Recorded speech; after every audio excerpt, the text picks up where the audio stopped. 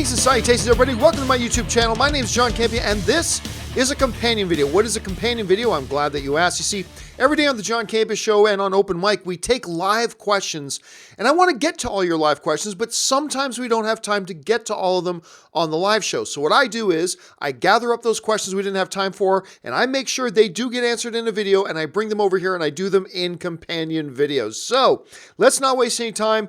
Let's get right to getting caught up on the questions, and we're going to get things started with the Maz, who wrote, what are your top Christmas movies you watch yearly? Mine are Die Hard. Well, first of all, Die Hard is not a Christmas movie.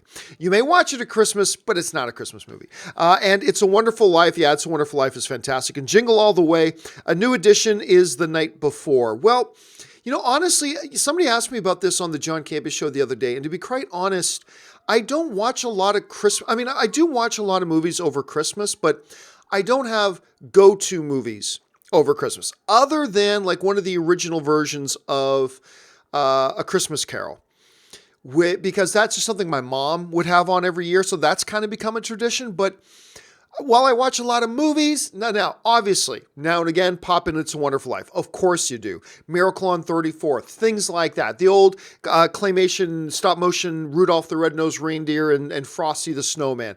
Sure, there's all those types of ones, but no real regular go-to ones other than A Christmas Carol for me. All right, Starkiller writes, we need a Christopher Nolan directed Power Rangers movie. No, we do not. No, we do not. And believe me, one of the last things that Power Rangers fans would actually want is a Christopher Nolan directed Power Rangers movie. Because if Christopher Nolan directed a Power Rangers movie, it wouldn't look anything like the Power Rangers. And people would just be pissed off. Look, Christopher Nolan's one of the great directors in the world. But certain things are certain fits. Christopher Nolan doing a Power Rangers movie is not a fit. And if he were to do one, it would not make Power Rangers fans happy because it would not look anything or feel anything like a Power Rangers movie, so nobody would be happy. So no, I do not think we need a Christopher Nolan Power Rangers movie in the least. All right. Nate Shanks writes, Aquaman hits 94 million in China. Yeah, it did really well. You know, it's pacing at about 260 million worldwide before it's opened in North America, because it opened in a lot of international territories before it opened in North America. So, I mean, a lot of people are pointing at 800 million for Aquaman. I still think that's a little bit out of reach, but hey, I didn't think Venom would hit 800 million, right? And Venom's crossed 850. We did like 852, 853. So I still don't think Aquaman's going to be an $800 million movie, but you know, I didn't think so anything can happen. Anything can happen. Eric Saul writes, Tarantino may just have the best lineup of actors for Once Upon a Time. It's a very good lineup. We've seen better, but it's a very good lineup. And the name of the movie is Once Upon a Time in Hollywood. For those of you who don't know what Eric's talking about, it's a new movie coming out from Quentin Tarantino. Looks fantastic. Being led by Leonardo DiCaprio, Brad Pitt, and Margot Robbie. Not bad. And then the supporting cast is also pretty damn killer. Anyway, knowing Tarantino's style, could the Tate Manson scenes cause controversy? I don't think so. Look, everybody knows what happened. It's history at this point. Everybody knows. And besides, the movie really is not focusing on, you know, Tate or Charles Manson. They're going to play a part of the background of the movie, but everything that I've heard about this movie is that that's not what the movie's about. So while they may do that scene, everybody knows what to expect from it. So no, I honestly don't think it's going to cause any controversy, at least not on that level. I'll tell you what though, man, I am dying to see this movie. I cannot wait to watch this movie. I was excited about it, not just because it's Quentin Tarantino. That's enough to get you excited. But when they talked about what it's going to be about and the era that it's set in, and the cast that they attached, it's just got spectacular written all over it, right? So Once Upon a Time in Hollywood, keep your eyes peeled for that one. All right. Devontae Brown writes, curious on you guys' thoughts on what comedian Nick Cannon did on Twitter by exposing comedians like Amy Schumer for saying what Kevin Hart. Okay, so Devontae, I'll be honest with you. This is celebrity gossip shit. This is not usually stuff I like to address, but you brought it up, so here's the quick thing. Nick Cannon was defending Kevin Hart because, you know, Kevin Hart, and I don't think he should have stepped down. I think if you dig into anybody's background, at some point they said something that might be construed as offensive to somebody else. I mean, so no one's ever going to host the Oscars. No one. Because you will find something on everybody at some point. At any rate. He was coming to Kevin Hart's defense, and, he was saying things like, hey, Amy Schumer's tweeted out stuff that's been kind of homophobic before, and so he pointed out one or two other celebrities. The big difference here, of course, though, Nick, is that neither Amy Schumer or any of those other people were being asked to host the Oscars. When you're hosting the Oscars, there's a bigger microscope. So it's not like they're going witch hunting on everybody, but there are some people that just want to take target practice of people once they get into a real spotlight. And that's unfortunate, and it sucks. So I don't think Nick Cannon should have said that, but at the same time, he wasn't trying to drag anybody else down. But anyway, that's just kind of my thoughts on that. Jared McBride writes, with the Arrowverse crossover that started last night, John, what do you and Robert think of the first part? Well, I mean, this was obviously from last week. I saw the Arrowverse thing. I liked it very much. I did not think it was one of the better ones, but I still thought it was quite good. And by the end of it, when they showed the Crisis on Infinite Earths coming next year, then I was like, oh, that's what was wrong. This whole thing really just felt like a setup for something else. And it was good, and I enjoyed it. And a lot of the moments between Barry and Oliver I thought were really good. I thought the Batwoman introduction was pretty good. I overall thought it was good. Just, it didn't live up to Crisis on Earth X. It didn't live up to Invasion. It didn't live up to some of the other things. But hey, it was still solid. Again, I hate the way they treated Superman in it, but hey, whatever. That's just one thing. Overall, I thought it was good. Benson Prince writes, did you get an Iron Giant vibe from Bumblebee? No, I didn't. I really didn't. And you know what's funny, Benson? You're not the first person to ask me that. Now, I've already seen Bumblebee, and it's great. It's really fun. And I've been waiting for years to say, I enjoyed a Transformers movie. Like, I enjoyed the first one, hated the other four. This one was finally, really good. And you could just see director Travis Knight's DNA all over this movie. So good. But no, honestly, I didn't get... I can see why you'd ask.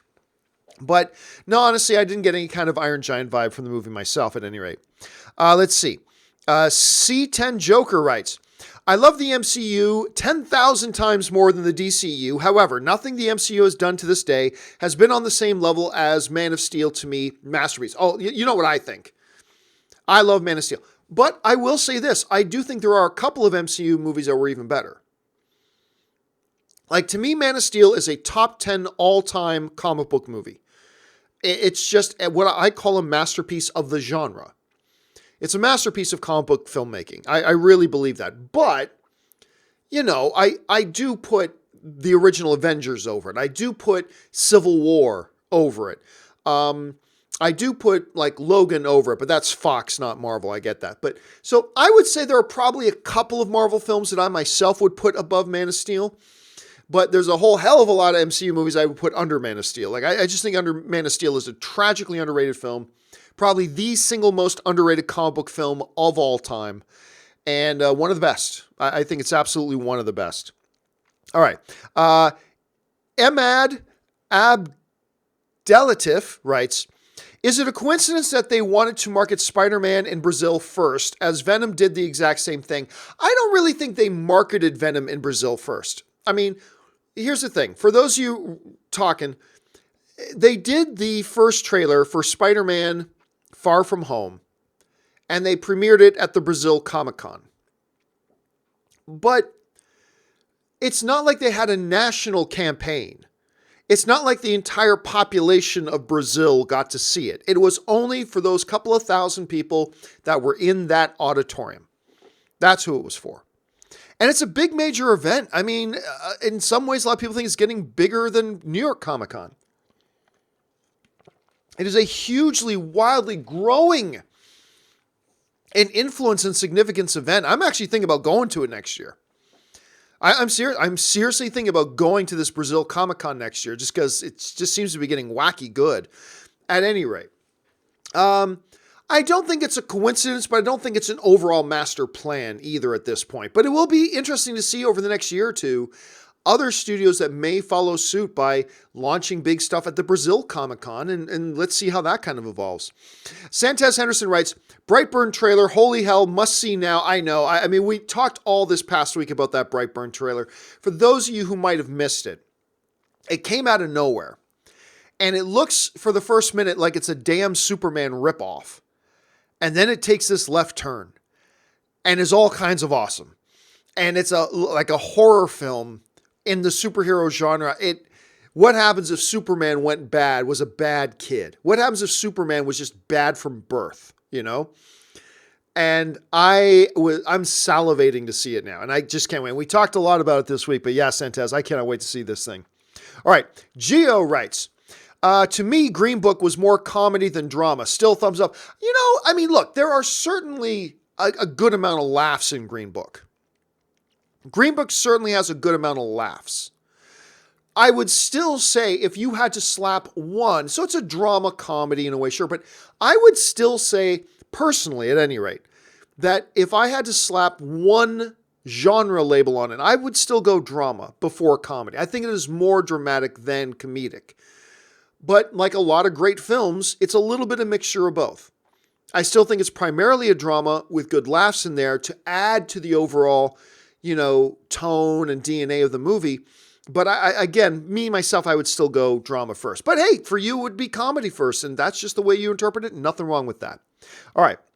C.K. Gould writes, great documentary on Amazon called The 24-Hour War about Ford and Ferrari at Le Mans. Dude, I've been eyeballing this. And I've had other people telling me about this documentary. And believe me, it is on my list. I got to watch this. Not just because I'm not big into car racing, not by any stretch of the imagination, but I've just heard amazingly good things about this. So thanks for putting it on mine and everybody else's radar, CK. It is one I got to get around to watching because like everybody, including you, is just telling me how good it is. So I got to keep my eyes open for it. All right. Bats220 writes, love that Nickelback also shared the video of Ryan. So one of the most brilliant parts of the, even if, Once Upon a Deadpool didn't turn out to be all that great. One of the great pieces of marketing was the big lecture that Deadpool, as a Canadian, was giving Fred Savage about the greatness of Nickelback. Hilarious and great. And Nickelback jumped in on it and they retweeted it and started tweeting about it. It was really, really good. So yeah, that's right. Stick up for Nickelback, man. All right. Anyway, Steven, thanks for that, Bats. Steven Schuster writes, have you done a review of Brightburn yet? And I miss it. Well, I mean, I haven't seen it, so I haven't done a review of it. If you mean the trailer, I've talked about the trailer all week.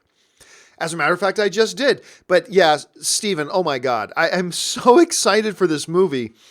And the fact that James Gunn is the producer on it and he got his buddy to direct it and he got his brothers to write it. And it looks like something we haven't seen before and I'm really excited for it. All right.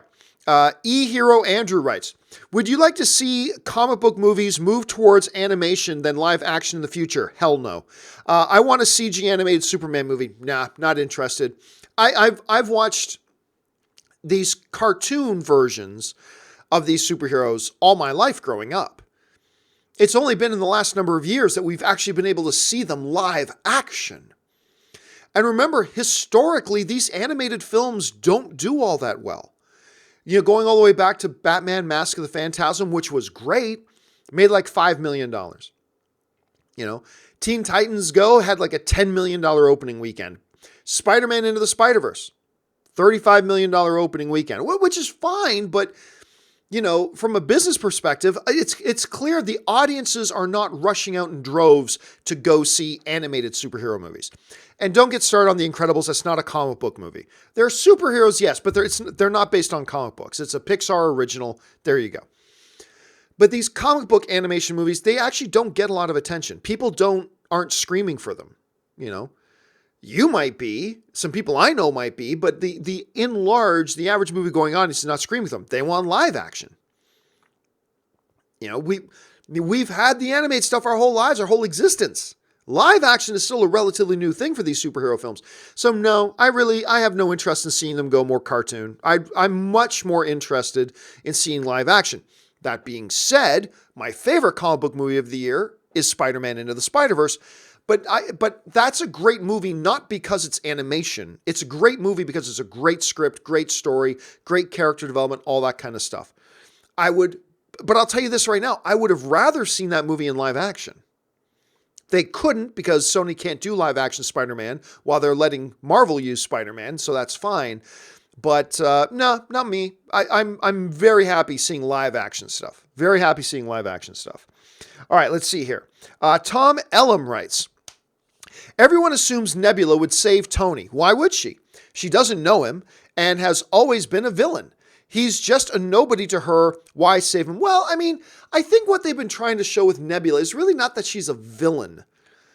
As much as she's angry, as much as she's driven by rage and all that kind of stuff, and that often that bitterness and that rage often has her on the wrong side of the coin. But we've seen her in the comics kind of evolve. Her love for her sister pushes her to turn against Thanos and try to stand up with other people. Neither Nebula nor her sister wanted Thanos to wipe out half the universe. They both thought that was crazy, and they both wanted him stopped. And you saw that in Infinity War, that Nebula was just as much wanted, her sister to stop Thanos from wiping out half the universe. But it's a good point about she doesn't know Tony. It's not like she would have had to gone out of his way. Look, a lot of people think that Tony is in the ship with Nebula. I don't think that's the case, but there's a lot of people out there who think so, and there's certainly some stuff there that you can understand why they'd think that. But I don't know, man. It's going to be interesting to see when the movie starts why they explain that Nebula doesn't just, they don't just get on the Guardians of the Galaxy ship and go, because that wasn't the Guardian ship that Tony was on at the beginning. So I don't know. We'll have to kind of see how that all turns out. Pierre831 writes, hey, John, love the show. Thank you so much, Pierre. What are the chances Avengers 4 will have a lot to deal with the second gauntlet Itri had? Rocket notices it when they arrive to the hard-to-pronounce place. Was that Nidavellir? Is that the name of the place they went? Anyway. Now, I might be wrong. I might be very wrong. But I don't think there was another gauntlet. I thought there was a gauntlet mold. Unless I'm not remembering it right. I thought I remember that being a gauntlet mold and not so much a gauntlet. I think it is unlikely. And then that gauntlet mold got shattered, right? Did it not get shattered in the movie, if I'm remembering it right? It wasn't like one of the most important things I was watching for in the movie, but I've seen it a number of times, so you'd think I would remember this. But I thought it was just a mold. And then the mold got crushed. But again, maybe I'm not remembering that right. My natural inclination is to think, no, it's not going to be... Look, they already did a big gauntlet thing in the last movie. I think they're going to move on to something else. But it's possible.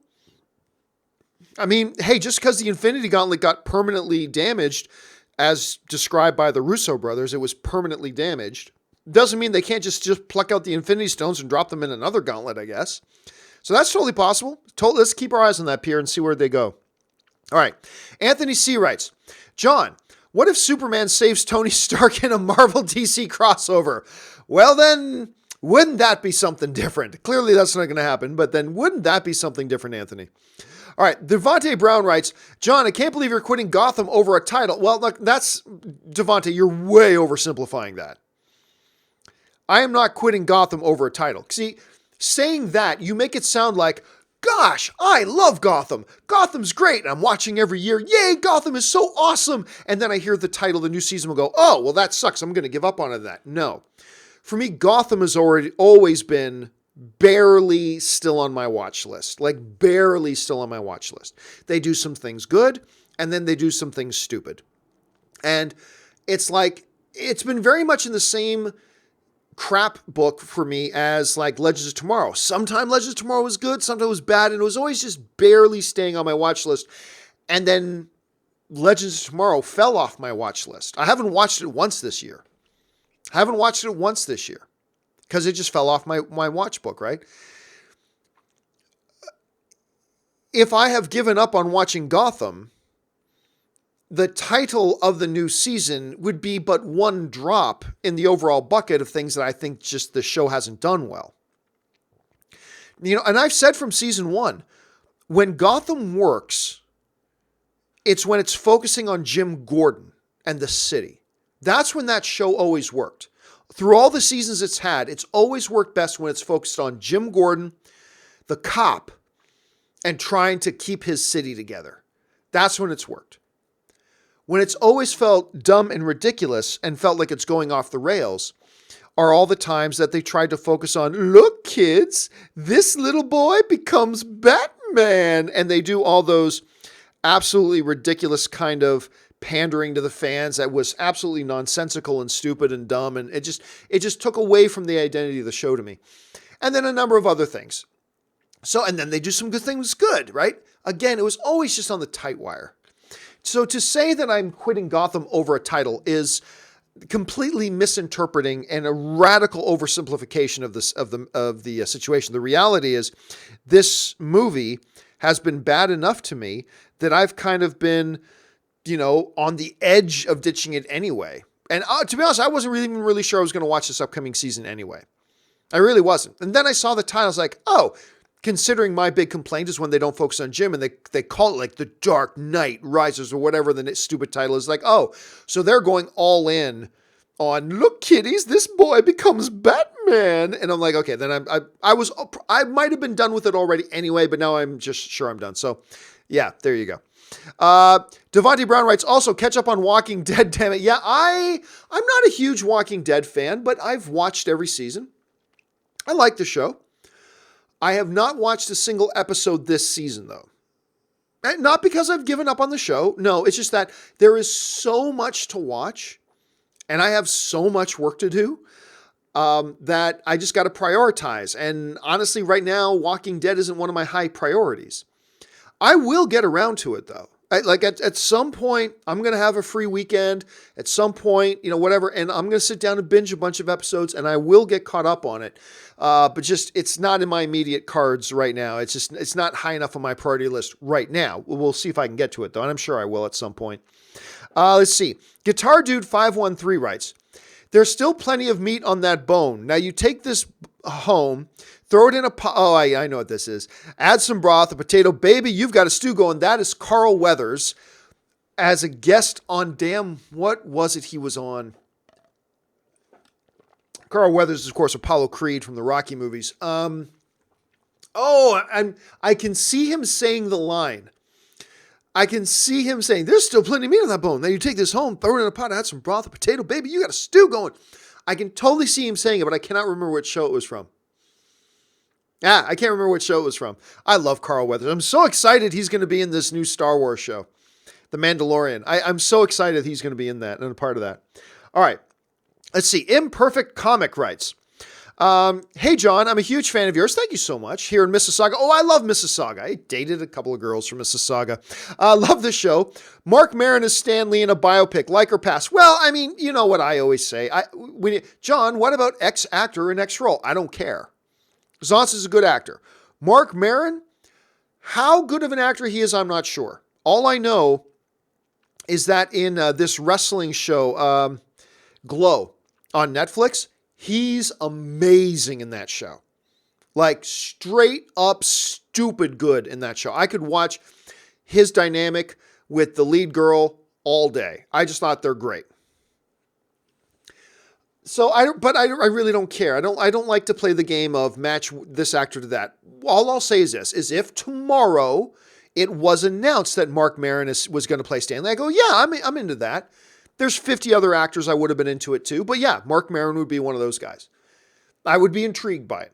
Let's put it that way. I would be intrigued by it if that happens. So that's what I think. And a Stan Lee biopic is coming. You know it's going to come. So it's just a matter of when.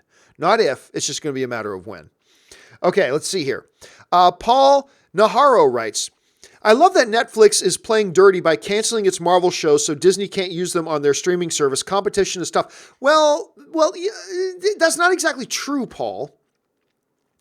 Like, if their only thing was to keep Marvel from using them on the streaming service, they could just keep their shows going. Netflix could have just kept making Daredevil shows and Luke Cage shows and Iron Fist shows. That also would have kept it off Disney streaming. Canceling them means for at least 2 years, they can't use those characters, but they weren't going to be able to use those characters if they kept going on with them anyway. So I think it did have a lot to do with bitterness and spite. I think, look, once Disney announced a year ago that they were going to do their own streaming service in competition with Netflix, that fundamentally changed the nature of the relationship between Disney and Netflix, right? And it got a lot more cold. And now Netflix is like, well, screw you. Like, we're not going to help you increase the profile of your characters. You do it on your own. And they can't use those shows anymore. Like, a lot of people still think they can just take the Daredevil show, but they can't. To the best of my knowledge, they can't. They could do a Daredevil show, but it would have to be a recreated one, a rebooted one, right? But I don't know. Again, my theory is, I don't think they're going to do a Daredevil TV show. I think they're going to do a rebooted Daredevil, a brand new Daredevil, a brand new Matt Murdock in the MCU for the movies. I think we're going to see Daredevil in the movies. That's what I think. I got nothing to back that up with. It's just speculation, but that's kind of the direction I think they're going with it. All right, Koba writes, maybe not crossover with current movie universe, but what if Brandon Routh reprises his role as Superman in Crisis? Well, that just causes a lot of confusion for a lot of people, because then you're now directly connecting whatever universe he's in with the universe of Superman Returns, not Man of Steel, not the Christopher Reeve Superman. And look, I love Brandon Routh, but he's already in their DCEU. He's already in their CW universe. He's already in their CW universe. He's the Atom. You know? So that kind of precludes that, I would think. I would think that precludes that from happening. But they've done Stranger Things. Let's see what happens. All right. Detective JK writes, what was the bigger missed opportunity for the DCCU? The ditching of Will Beall's 2011 Justice League or the 2009 George Miller's Justice League Mortal? I honestly believe that the George Miller one was probably good that they ditched that. I think that was probably good that got ditched. I do, however, think they should have made that 2011 Justice League movie. I really do.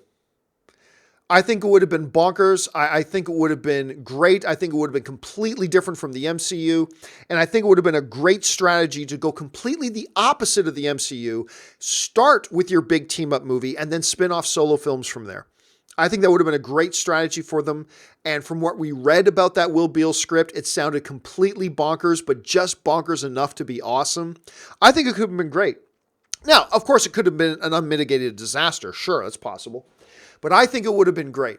So out of those two ones, Detective J, I do think that's the one that was the bigger missed opportunity. Some really interesting things out of that George Miller thing. Armie Hammer was cast to be Batman, which would have been weird. So that's why it was so cool in that Man from U.N.C.L.E. when you had Henry Cavill and Armie Hammer, and they're like fighting each other. It's like, guys, that's Batman versus Superman right there. Because Armie Hammer was cast to be Batman. And it is, a lot of people forget just how close that George Miller Justice League came to shooting. They were literally like just weeks away from, like, they had done all the costume is done. Almost all the pre-production was done. Everything was ready to go. They were just going to start. Weeks away from that movie starting, and then it got kind of ditched at the last minute.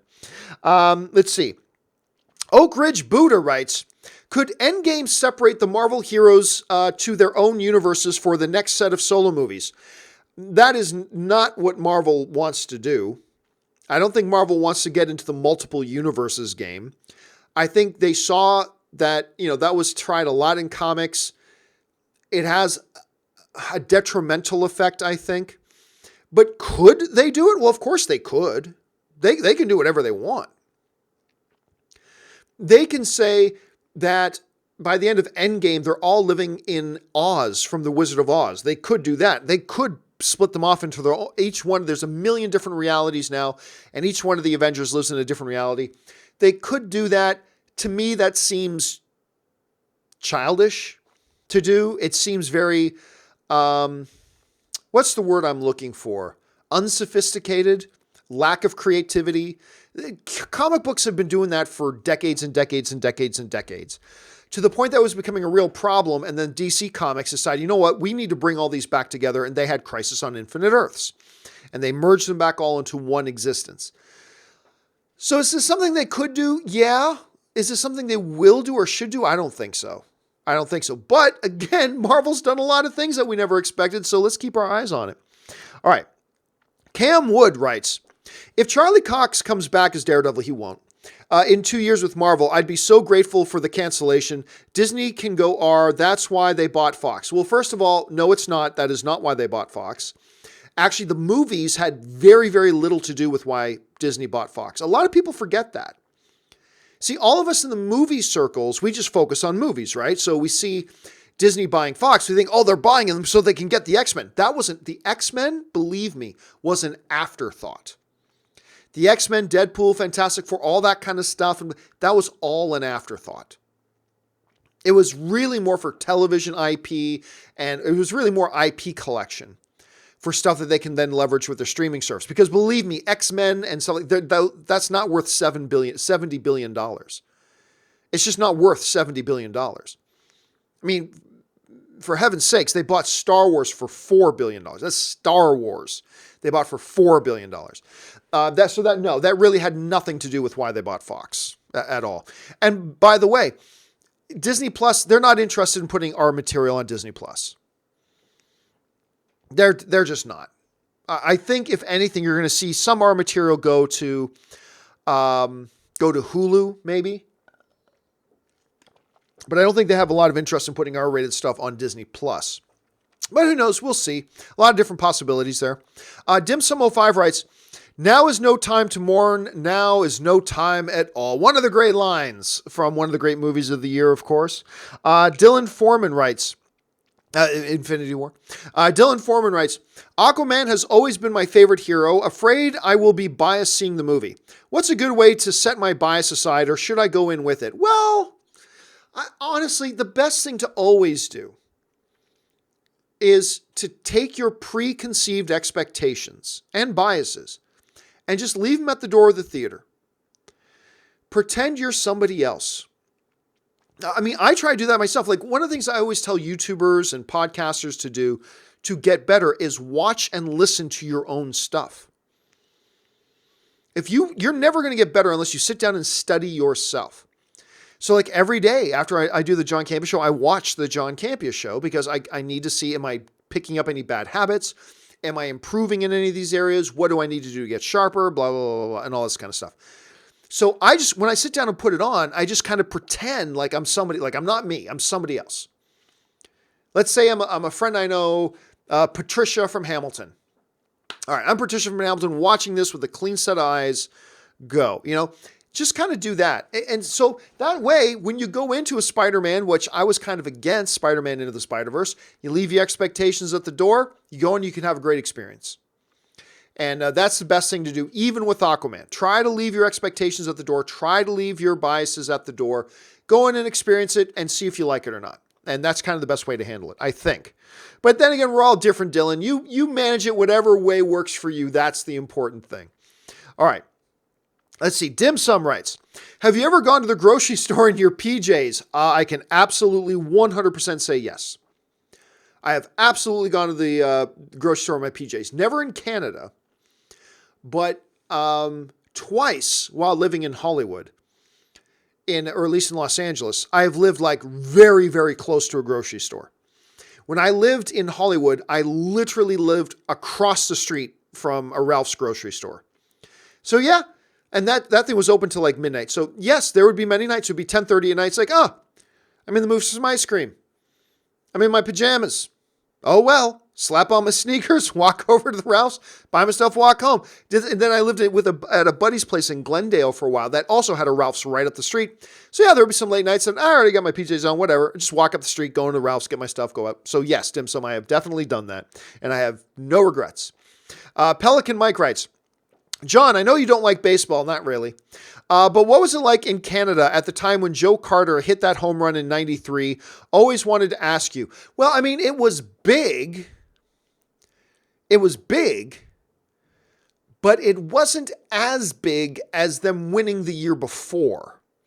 And while winning the year before was not nearly as dramatic as Joe Carter's, World Series ending home run, it was nowhere near as dramatic as that. It was the first time the Toronto Blue Jays, the first time Canada had won a World Series, the first time a non-American team won the World Series. Toronto went batshit crazy. Toronto just went nuts, and I was there. I was in Toronto. And I remember me and some buddies, we were at college. Me and some buddies were watching on the TV, and I was getting into the seventh inning. He's like, Toronto's going to win this thing. And we said, let's hop on the subway and get downtown. And we got downtown. It was just a big party. It was amazing. It was such a great experience. And the 93 one, again, great reaction. But it was the second year in a row, and it wasn't the first time. So, yeah, it was impressive, but not quite as impressive as the year before. Let's see. Ben Rayner writes, are all Asgardians gods? Well, I don't know if any of them are gods. I don't know if any of them would define themselves as gods, really, but sort of. I mean, Loki does. But what we've learned from Agents of S.H.I.E.L.D. is that they're all super powerful. Like they've talked many times, just any Asgardian can be there, and they will be, at least by far, stronger than human beings and all that kind of stuff. Are they all gods? I don't know. It all depends on which Marvel person you're talking to with the terminology and the semantics. But are they all powerful? Yes, they're all powerful. If any of them comes to Earth, they can take any human being in an arm wrestle. So I'll go that so far as to say that. All right. Let's see here. PGML writes, I love watching Stephen Amell and Grant Gustin on screen. Those two guys right from the beginning have had great chemistry. Just great chemistry. Oliver as the hero that Barry had admired and looked up to, also kind of more the veteran, the more the teacher role. Barry is as the fresh eyes, the more enthusiastic, the more energy, all that kind of stuff. And they play off each other great. And honestly, I've mentioned I look forward every year to the crossover events. The main reason I look forward to them is just getting to see Grant and Stephen on screen together. That's one of the main reasons I look forward to that every single year. Dimsum05 writes, have you heard of the worst animated movie of all time, Food Fight? Oh, yes. Animation looks rough. Dialogue sounds rough. No bueno. No, it's awful. It's so awful. It's so awful. But I don't even know if that movie ever even got a wide release, to be honest with you. Let me look that up. I don't think that movie ever got a wide release. Let me see here. Box office. All right. It had, at its peak, at its widest release peak, I should say, it played in, did it never even get a theatrical run? You know what? There you go. It never had a theatrical run. I don't think it ever had a theatrical run. That's why we never saw it in theaters. So there you go. Yeah, it was truly awful, man. Let's see. Jared's Reviews writes, what did you think of the end credits scene? I don't know what movie we're talking about, Jared. Sorry about that, man. Kara Black writes, they're using Batman and Titans to job them. I haven't seen Titans. I haven't watched Titans yet. I have no plans on watching Titans because I have no plans of getting the DC streaming service until they add more original content. Like once they get Swamp Thing on there, I'll get it. And then there's multiple original shows and all that kind of stuff. And at that point, I'll watch Titans. But I can't make comments on it because I haven't seen the show and I have no idea what direction they're going. So I don't know if they're going to use Batman to job the Titans, which is fine because he's Batman. Or I don't know if they're going to use the Titans to job Batman. If they do that, that's unforgivable. But hey, that's what Warner Brothers is doing these days. They're jobbing Superman and they're jobbing Batman. I mean, who knows? We'll have to wait and see. I'm upset, writes, thoughts on film Rock of Ages. In my opinion, it is awful. I don't think it was a dumpster fire awful. Like, it's not Assassin's Creed awful. And you do have a pretty impressive, like with Tom Cruise. And I actually thought Tom Cruise was pretty good in it, to be honest with you. And Alec Baldwin and things like that. But yeah, it's a bad movie. It's a bad movie. Jared's Reviews writes, did you feel Spider-Verse had the same tone as Lego Batman? Not at all. Pokes fun at the character and previous movies. Surprisingly had a lot of emotions too. No. Are there some like spoofy kind of jokes at its own past expense? Sure. But that's the Batman Lego movie, which is great on its own. The Batman Lego movie is just all that. Whereas Spider-Man had some moments of it, but no, the Spider-Verse movie and the Lego Batman movie are complete polar opposites kind of movies. Like, it would be difficult to make them any more different than they are. They're completely radically different films. They have completely radically different tones. Did they both have jokes? Sure, but they're both used in a different way, and the identity of their movie revolves differently around humor in each one. So I would say no, they're completely radically different, but I like them both. I mean, that Batman Lego movie was great. I loved it. Spider-Verse is better, but again, it's weird to compare them because they are such radically different films. All right. Stubble McShave writes, doing a Mel Brooks marathon tomorrow, always a good thing to do, Stubble. With my friends, Young Frankenstein, Blazing Saddles, Spaceballs, and Robin Hood Men in Tights. You know what? Oh, that's a good afternoon, man.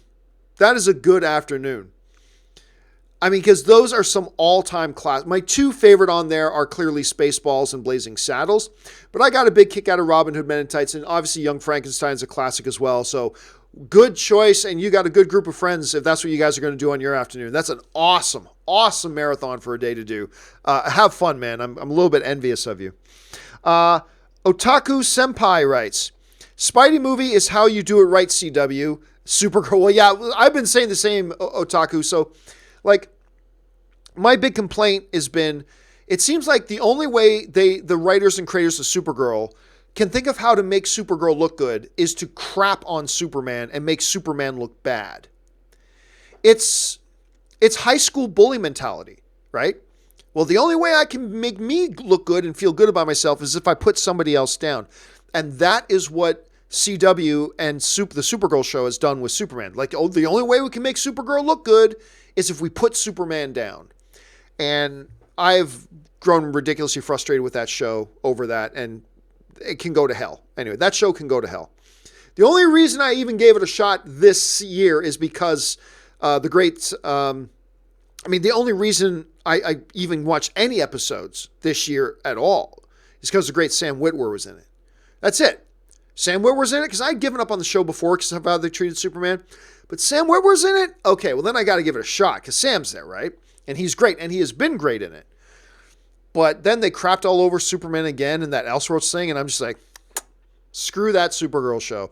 But what in the Spider-Verse thing, they show you how to do it right.